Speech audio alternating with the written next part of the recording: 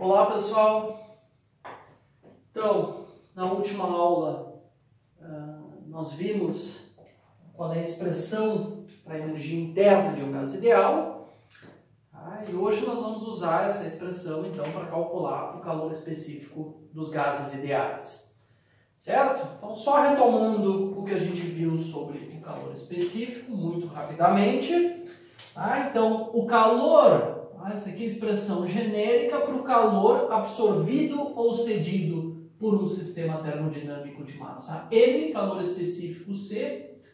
Então, o calor absorvido ou cedido é linearmente proporcional à diferença de temperatura do sistema.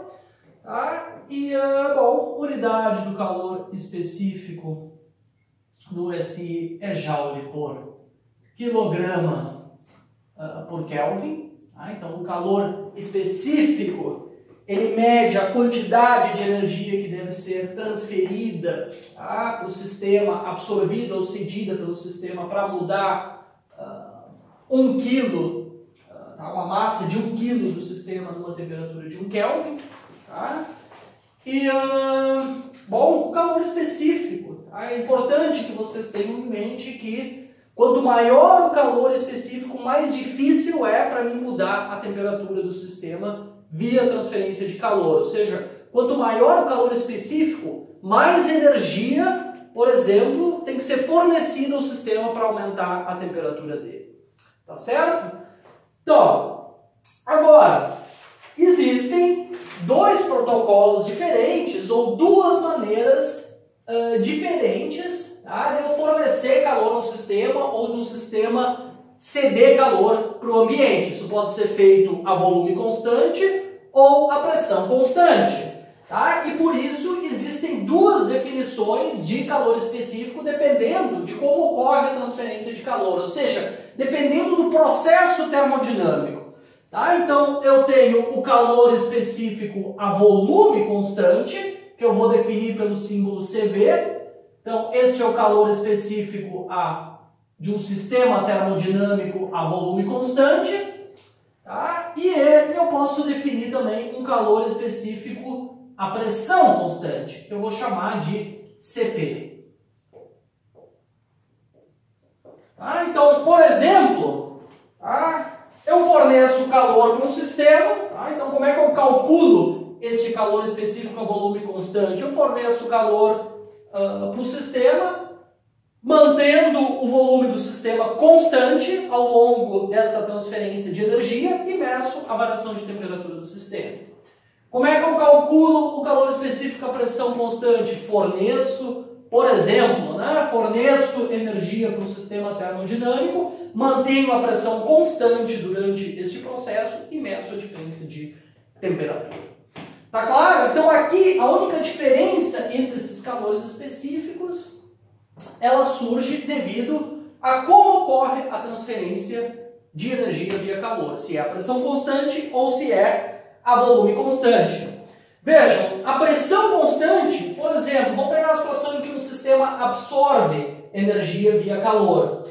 Se o sistema faz isso a pressão constante, se a única variável de estado que é mantida constante nesse processo é a pressão, o sistema em geral ele se expande. Quando ele se expande, ele perde energia via trabalho, porque ele realiza trabalho sobre o sistema. O que significa que o aumento de temperatura, quando eu forneço calor para um sistema, a pressão constante, o aumento de temperatura é menor em comparação com um processo, se eu forneço calor a volume constante. Tá certo? Porque a pressão constante do sistema, ele realiza trabalho, porque ele se expande. Então ele perde energia, a temperatura aumenta menos. Então, comparando esses dois processos, se eu pegar o mesmo sistema, e eu fornecer a mesma quantidade de energia, a temperatura em geral, ela aumenta menos se eu fizer isso a pressão constante. Porque o sistema perde energia via trabalho. Em outras palavras, isto significa que o calor específico à pressão constante é sempre maior que o calor específico a volume constante, porque neste caso aqui, para um processo a pressão constante, é mais difícil para mim variar a temperatura do sistema, porque o sistema perde energia via trabalho. Tá certo? A gente viu isso na dilatação térmica, né? Um exemplo que a gente fez já em aula é o exemplo da dilatação térmica. Não pega lá uma barra de ferro, por exemplo, e fornece energia via calor, aquece a barra de ferro, ela absorve uma quantidade de energia, aumenta a energia interna, mas ela perde uma parte realizando o trabalho, porque ela se expande a temperatura, ela se expande a pressão atmosférica constante. Certo? Então, para sólidos e líquidos, tá? Para sólidos e líquidos, o que a gente tem? Essa relação é válida, mas eu contei para vocês que Cp é aproximadamente igual a Cv. Tá? Então, para sólidos e líquidos é uma ótima aproximação considerar esses calores específicos como sendo iguais. Porque vejam, o sistema ele se expande muito pouco, o sólido e o líquido se expande muito pouco. Logo ele perde pouquíssima energia via trabalho. Tá? E eu não preciso me preocupar com a diferença entre os calores específicos. Eles são aproximadamente o mesmo. Tá certo? A gente viu de novo isso no caso da dilatação térmica. Tá? Eu calculei lá a dilatação, calculei o trabalho realizado por uma barra de cobre, eu acho, de ferro, quando ela se expande, né, a pressão constante e esse trabalho é muito pequeno. Tanto que a gente pode simplesmente ignorar a energia perdida via trabalho. Tá certo? Então, para sólidos e líquidos é uma ótima aproximação considerar esses calores específicos como sendo iguais. Já para gases, este não é o caso, porque gases, as moléculas estão se movimentando aleatoriamente e o gás possui uma capacidade enorme de se expandir. Logo, eu não posso negligenciar a energia perdida por um gás quando ele se expande e realiza trabalho. Tá certo? Então, essa diferença se torna importante, a diferença entre os dois calores específicos se torna importante para gases, e é isso que a gente quer calcular nessa área, nessa aula. Eu quero calcular Cp e Cv para um gás ideal. Certo? Então, vamos começar com o caso de volume constante. Tá? Volume constante, pessoal, sempre gases ideais, tá? Nós estamos lidando com gases ideais. Só para ilustrar um pouquinho melhor, vamos voltar para aquele nosso modelo, tá? Que eu usei para discutir a primeira lei da termodinâmica. Então, tem um gás num pistão, tá? Eu tenho um gás num pistão, só que o meu pistão aqui ele está travado. Lembrem desse modelo, eu discuti esse modelo nas últimas aulas, é um modelo muito conveniente. Eu tenho um reservatório térmico, tá? Eu tenho um reservatório térmico, um gás aqui dentro deste recipiente, as paredes são adiabáticas, tá? Aqui eu tenho as moléculas do meu gás, tá? Confinado nesse recipiente, aqui eu tenho um reservatório a uma certa temperatura T, tá? O meu gás ele tem um certo número de partículas N e uma massa total M. Tá? E o meu pistão nesse caso é travado, porque eu quero fornecer ou remover energia via calor, mantendo o volume constante. Então o pistão aqui está travado, o meu gás ele não consegue se expandir. Tá certo? Então nós vamos estudar o processo em que eu aumento a temperatura e forneço calor pro gás, tá? E vamos calcular o calor específico relacionado a esse processo. Tá certo? Então, qual é o processo? Aumentamos a temperatura, tá? Aumentamos lentamente, tá? O processo é quase estático, aumentamos a temperatura. Aumentamos de uma temperatura inicial para uma temperatura final, tá? Aumento lentamente a temperatura. Tá? E pessoal, vocês devem sempre, para vocês entenderem o que está acontecendo com as outras variáveis termodinâmicas, né? Nesse tipo de problema, vocês podem sempre usar a equação dos gases ideais. Então, se o volume, pense na equação PV/nRT, se o volume é mantido constante, aumenta a temperatura, aumenta a pressão do gás. Então, como é que é o diagrama PV desse processo? Como é que é um diagrama PV para esse processo? Então aqui eu tenho a pressão, aqui eu tenho o volume. Tá? Vamos imaginar que eu estou num certo estado inicial. Tá? Nesse estado inicial eu tenho um volume inicial e uma pressão inicial. E o que acontece? À medida que eu aumento a temperatura, isso é feito a volume constante, aumenta a pressão. Então o processo ele é uma coisa mais ou menos assim, é um processo isocórico, né? Eu tenho simplesmente isso aqui. E aqui meu sistema vai para uma pressão final. Tá certo? Tá? Aqui eu tenho uma temperatura. Tá? Neste estado eu tenho uma temperatura inicial, neste estado eu tenho uma temperatura final. Tá? Então tá aí o meu processo, tá? É um processo isocórico a volume constante. Então o sistema absorve calor nesse processo e ele absorve calor a volume constante. Então vou escrever Q com índice V para indicar que o calor é transferido a volume constante. Então o calor absorvido a volume constante é a massa do sistema, calor específico a volume constante que eu quero calcular, vezes a variação de temperatura, que é a temperatura final menos temperatura inicial. Certo? Bom, agora, tá, nosso objetivo é calcular isso aqui. Vamos aplicar a primeira lei da termodinâmica. Variação de energia interna do sistema é igual a calor a volume constante menos trabalho. Como o processo é isocórico, o volume permanece constante, o trabalho é zero, então eu obtenho que a variação de energia interna, de acordo com essa expressão, é simplesmente massa do sistema, calor específico a volume constante, vezes ΔT.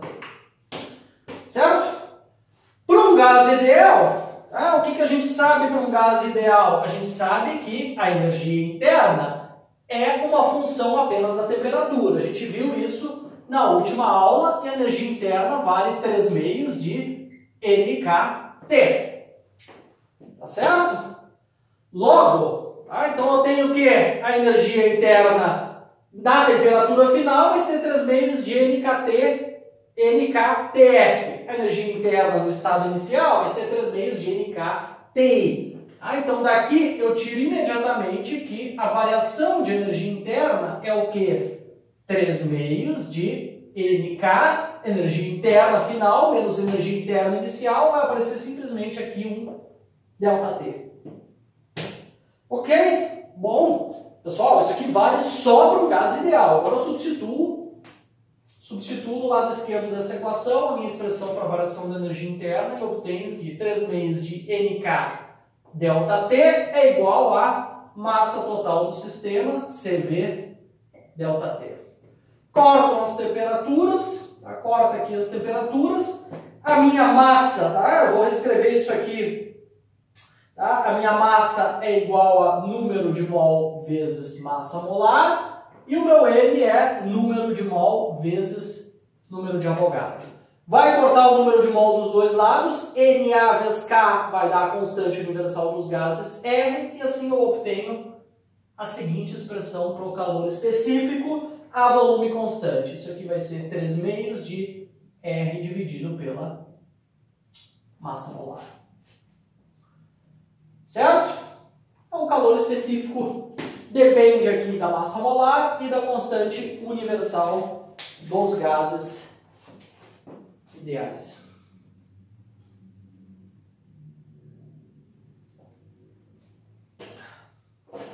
Avante! O que nós queremos fazer agora? Repetir o cálculo, só que fazendo um processo, né? Fazendo com que o meu sistema absorva agora calor a pressão constante. Vamos calcular o CP. Então, pessoal, o sistema físico é exatamente o mesmo. Deixa eu só para deixar tudo bem claro, vamos refazer o desenho aqui. Então eu tenho aqui o meu gás. Só que agora o meu pistão ele é móvel. Tá aqui o meu pistão. Meu pistão não é mais travado, é um pistão móvel, porque o gás ele pode se expandir. Mas a gente quer fazer isso a pressão constante. Então a gente coloca aqui um recipiente cheio de pedrinhas e não altera o número de pedrinhas no meu recipiente. Tá certo? Então essa é a maneira de eu realizar uma transferência de calor a pressão constante. Porque se eu não alterar o número de pedrinhas aqui, a força que o gás faz no pistão vai equilibrar sempre com o peso do meu recipiente com pedrinhas, de modo que eu consigo manter a pressão constante. Então isso aqui é só para ilustrar, né? Eu não preciso fazer isso aqui, né? Eu não preciso mostrar esse modelo de um gás confinado, mas ele é útil para a gente visualizar como esse processo pode ser realizado na prática, né? Então aqui de novo, imagina que eu tenho o mesmo gás, tá? Imagina que eu coloco agora o mesmo gás do que eu tinha no primeiro processo. Tá? Isto significa que este gás contém o mesmo número de partículas e a mesma massa total M, e aqui eu tenho meu reservatório a uma temperatura T. Tá certo? Então o que a gente quer fazer? Eu vou aumentando muito lentamente a temperatura do meu reservatório térmico. De novo, isso é feito a pressão constante. Estou realizando esse processo a pressão constante. Pensem na equação do gás ideal. O que vai acontecer se a pressão é mantida constante? Né? PV igual a nRT. Se a pressão é mantida constante, eu aumento a temperatura, aumenta o volume. O meu gás vai aqui se expandir. Processo, de novo, quase estático. E meu diagrama PV agora, então, vai ser isso aqui. Imagina, pessoal, que eu saio do mesmo ponto que eu tinha antes, da mesma temperatura. Então, eu tenho aqui o mesmo volume inicial, a mesma pressão inicial, e eu tenho também a mesma temperatura inicial. Imagina agora que eu aqueço, eu aumento a temperatura do meu reservatório térmico e aqueço o meu sistema até uma temperatura final que é igual à temperatura final que eu obtive neste processo. Vejam, o meu gás ele vai se expandir a pressão constante. Então, como é que é esse processo aqui? Esse processo é uma coisa assim. É um processo que a gente chama de isobárico, porque a pressão foi mantida constante. Eu vou aqui, então minha pressão é constante ao longo do processo, eu levo o meu sistema até um volume final.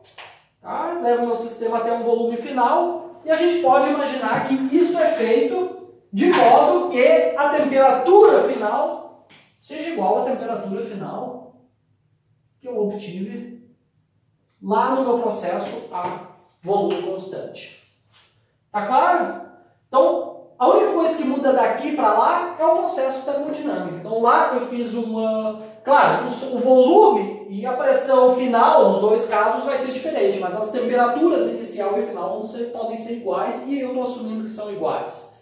Então, eu estou fazendo dois processos termodinâmicos diferentes, estou fornecendo calor para o meu sistema termodinâmico de duas maneiras diferentes. O outro processo estava aqui. O outro processo, aqui, né? O outro processo, que foi um processo isocórico, estava aqui. Levava o meu sistema para cá com uma pressão final e um volume final diferentes. Então vejam que as temperaturas finais, num diagrama PV, as duas temperaturas finais, eu tenho um ponto aqui e outro ponto aqui. Esses dois valores têm, esses dois pontos no diagrama PV, eles têm a mesma temperatura. Nós vamos ver nas próximas aulas que esses dois pontos são conectados por uma linha de temperatura constante, que é uma linha chamada de isotermo. Então nós vamos ver processo isotérmico nas aulas seguintes. Certo? Mas, bom, é isso aí que a gente tem. Então os parâmetros são iguais, a não ser pelo volume, pressão inicial e volume e pressão. A pressão inicial é a mesma, né? O volume inicial são as mesmas, mas os volumes e pressões, a pressão e o volume final são diferentes nos dois processos, as temperaturas são iguais. Vamos lá. Então, o calor agora fornecido ao sistema a pressão constante, de novo, massa total, calor específico à pressão constante, variação de temperatura, que é exatamente igual ao que eu tinha antes. Então, o sistema saiu da temperatura inicial, TI, foi para uma temperatura final, TF. Certo?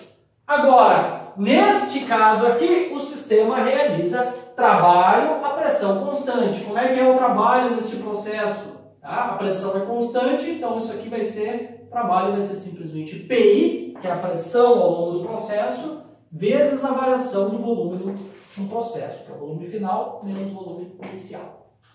Certo? Bom, a variação de energia interna já está aqui.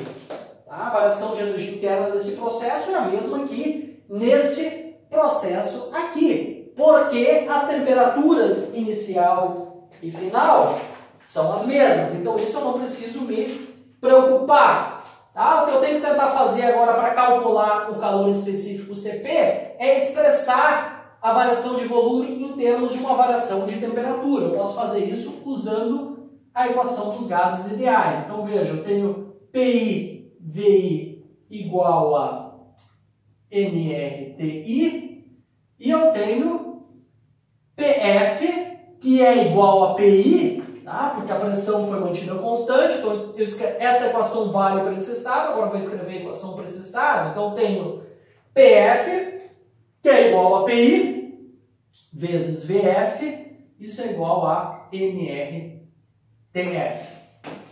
Tá certo? Então vejam, eu posso agora passar PI dividindo aqui, PI dividindo aqui e escrever ΔF, tá? O ΔF. ΔV, que é igual a VF menos VI, usando essas duas equações, pode ser escrito como NR dividido por PI vezes ΔT. Certo? Porque vejam, PI passa dividindo aqui, então eu vou ter NR dividido por PI vezes TF. PI passa dividindo aqui, eu vou ter NRPI vezes NR dividido por PI vezes TI. Então, VF menos VI, eu simplesmente substituo, isolo aqui o VI e o VF, substituo aqui, é isso que vocês vão obter. Certo? Então, vou precisar de mais espaço aqui, então vou ter que apagar a parte do calor específico a volume constante. Tá, vou deixar só o resultado final.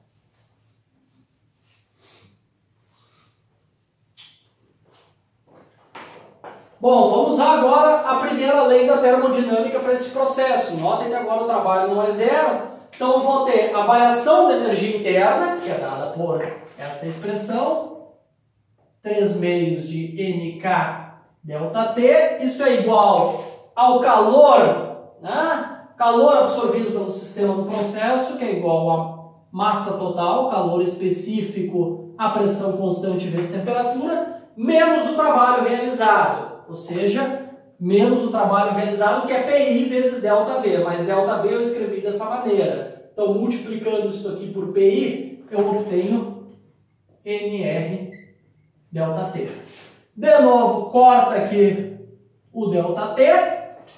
Tá? Vamos escrever o nosso N de novo como número de mols vezes número de Avogadro e a nossa massa como número de mols vezes a massa molar.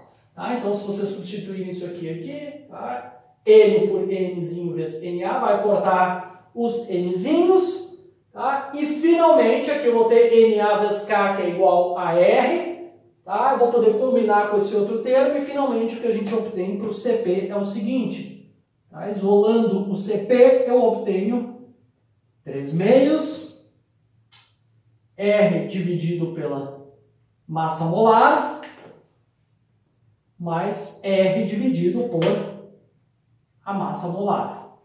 Tá? Então eu tenho que isolar aqui, né? O CP é isso que vocês vão obter. Veja, tem duas maneiras agora de escrever esta expressão. Eu posso simplesmente combinar isso aqui, então eu obtenho que CP é igual a 5 meios de R dividido por massa molar.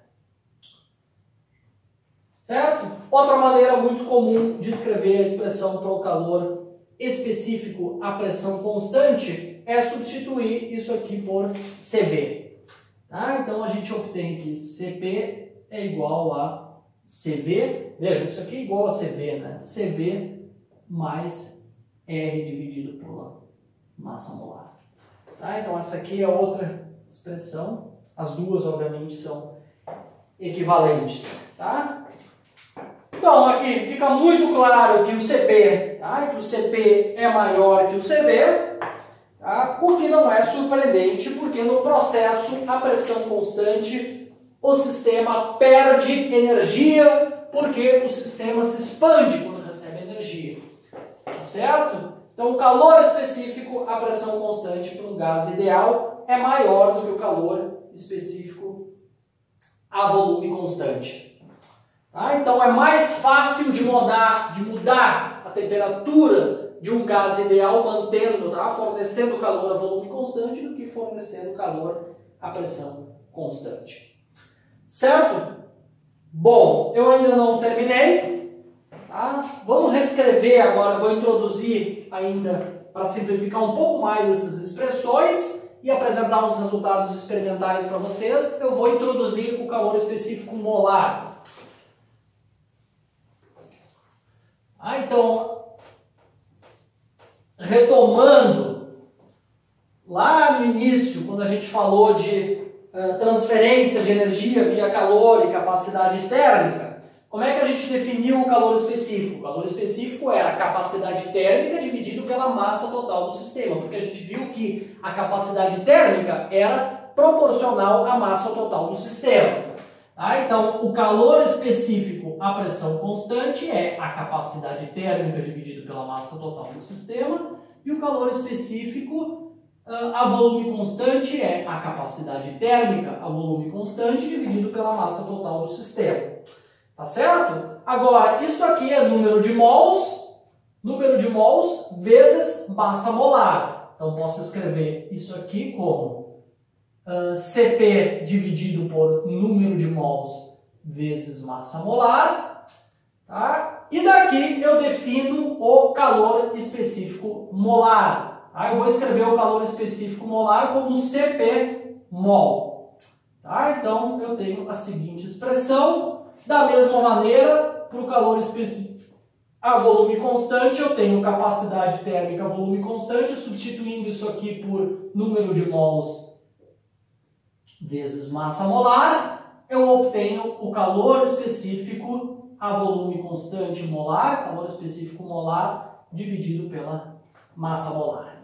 Tá certo? Então, o calor específico molar, ele é o quê? Ele é a capacidade térmica dividido pelo número de mols. Calor específico molar a volume constante é igual a capacidade térmica a volume constante dividido por número de mols. Tá? Então, a unidade aqui do calor específico molar, em ambos os casos, né, tanto a pressão constante quanto a volume constante, obviamente, é Joule dividido por quilo dividido por mol. Tá certo? É só uma outra definição para o calor específico, que também é conveniente. Né? Então, antes, o calor específico padrão ele mede a quantidade de energia que eu tenho que fornecer para aumentar em 1 Kelvin 1 kg de uma certa substância, e o calor específico molar mede a quantidade de energia que eu tenho que fornecer para aumentar em 1 Kelvin 1 mol de uma substância. Tá claro? Então, eu só estou reescrevendo um pouco as coisas e definindo um calor específico molar. Tá? Não fiz nada demais, só introduzi uma nova definição que é útil e que vai aparecer certamente na lista de vocês, nas listas de problemas. Né? Bom, mantendo aqui as nossas expressões para o calor específico, vamos reescrever agora as fórmulas para o calor específico molar. Tá? Antes disso, só para constar, né, a gente pode escrever o calor, né, o calor transferido à pressão constante, por exemplo, eu posso escrever em termos do calor específico Cp molar. Né? Isso aqui é o quê? Isso aqui é massa total, calor específico, variação de temperatura. Tá? Mas isso aqui é igual ao quê? Número de mols. Né? Isso aqui, a massa total é número de mols vezes a massa molar, Cp vezes ΔT. Tá claro? Mas vejam, Cp, tá? Cp, vejam, Cp é igual a Cp molar dividido pela massa molar. Então, o Cp vezes a massa molar é o calor específico molar. Então, eu obtenho que o calor transferido é igual a número de mols, calor específico molar a pressão constante, tá? Calor específico molar a pressão constante vezes ΔT. Tá? Essa é só a maneira de escrever o calor cedido ou absorvido em termos do calor específico molar. Da mesma maneira, a gente pode escrever o calor cedido ou absorvido a volume constante em termos do calor específico molar a volume constante. Certo? Pronto. Vamos agora reescrever. A gente já pode reescrever diretamente os calores, a expressão para os calores específicos molares, né? Porque vejam, massa molar VCP dá o calor específico molar a pressão constante. CV vezes massa molar dá o calor específico molar a volume constante. Então daqui e daqui a gente obtém diretamente,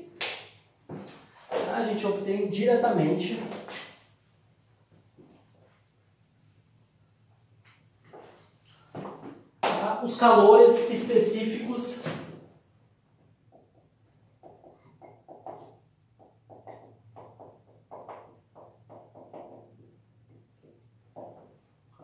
molares para um gás ideal. Tá? Então eu obtenho que Cp molar para um gás ideal é simplesmente igual a 5 meios de R e o Cv molar é igual a 3 meios de R. Tá? E aqui a gente pode escrever também a seguinte relação: Cp molar, que vem dessa expressão aqui, né? O Cp molar é igual a Cv molar mais R. Né? Tá? Então, essas são as expressões para os calores específicos molares, que assumem uma cara ainda mais simples. A gente obtém que o calor específico molar de um gás ideal, tanto a pressão constante quanto a volume constante, é simplesmente uma constante, né? Depende apenas da constante universal dos gases. Tá? Então, essas relações aqui, elas são extremamente importantes, porque elas permitem verificar experimentalmente se um gás se comporta como um gás ideal. Tá? É uma quantidade que não é muito difícil de medir experimentalmente, porque o que eu tenho que fazer para medir o calor específico? Eu tenho que fornecer energia para o sistema via calor, tenho que aquecer meu sistema, ver quanto muda a temperatura, e a partir daí eu meço o calor específico. Divido quanta energia eu dei pela temperatura e eu consigo calcular o calor específico. Então, uma quantidade muito acessível experimentalmente e muito importante, porque eu consigo verificar, né? Eu posso pegar um gás e medir o calor específico e ver se ele é um gás ideal, simplesmente comparando com a teoria, né? Porque isso aqui é uma constante, né? 8,31, né? Tá certo? Bom, deixa eu colocar então alguns resultados experimentais para o calor específico de alguns gases para a gente comparar com a teoria, né? Então, ressaltando que os resultados que eu vou colocar aqui são resultados para baixíssima densidade. Tá? Então, em teoria, esses resultados devem ser válidos para um gás ideal. Tá? Então, essa tabela aqui ela é para gases a baixa densidade, tá? Que é o ponto mais importante. Então, a gente espera obter os resultados da teoria. E, bom, esses resultados também são para pressão e temperatura ambiente, tá? Que não é muito importante aqui para o que eu vou apresentar, então isso aqui é mais importante. Então veja, aqui nesse lado da tela vamos botar o tipo de gás, e aqui o CV, vamos botar o valor do CV molar. Tá? O valor do CV molar. De acordo com a teoria, o CV molar tem que ser quanto? Vou escrever aqui, tá? Teoria. Tá? O CV molar para um gás ideal, a gente espera que seja dado por esse número aqui, né? Que vale, se vocês substituírem a constante, R, isso aqui vale aproximadamente 12,5. Tá? Vale aproximadamente 12,5 Joule por Kelvin por mol, né? Joule por Kelvin por mol. Tá certo? Tá? Então esse é o resultado que a gente espera obter da teoria. Então o que a gente tem aqui? Deixa eu colocar alguns gases, alguns números para alguns gases. Hélio, argônio, nitrogênio, oxigênio. Tá? Então, alguns resultados para esses gases a baixíssima densidade: 12,5 para o hélio, 12,6 para o argônio, 20,7 para o nitrogênio e 20,8 para o oxigênio. Tá? Então, esses são resultados experimentais para o calor específico a volume constante para esses gases a baixíssima densidade. Tá? Então, notem, tá, que para esses dois gases, os valores do calor específico batem muito bem com o que a gente espera da teoria dos gases ideais. Tá? Então, a teoria funciona muito bem nesse caso. No entanto, a gente vê que para esses dois gases existe uma discrepância grande entre os dados experimentais e a teoria. Tá? A questão aqui é por que isso acontece. Tá? Por que a gente tem esse desvio dos resultados experimentais? A razão não está no fato de que esses gases possuem densidade alta, porque isso aqui são resultados experimentais para baixíssimas densidades, então eu esperaria que esses gases se comportassem como um gás ideal. Tá claro? Mas a gente vê aqui que os valores não batem com o que a gente obtém para a teoria. Certo? Então, na próxima aula, eu vou explicar para vocês por que existe essa discrepância entre teoria e experimento. Até lá!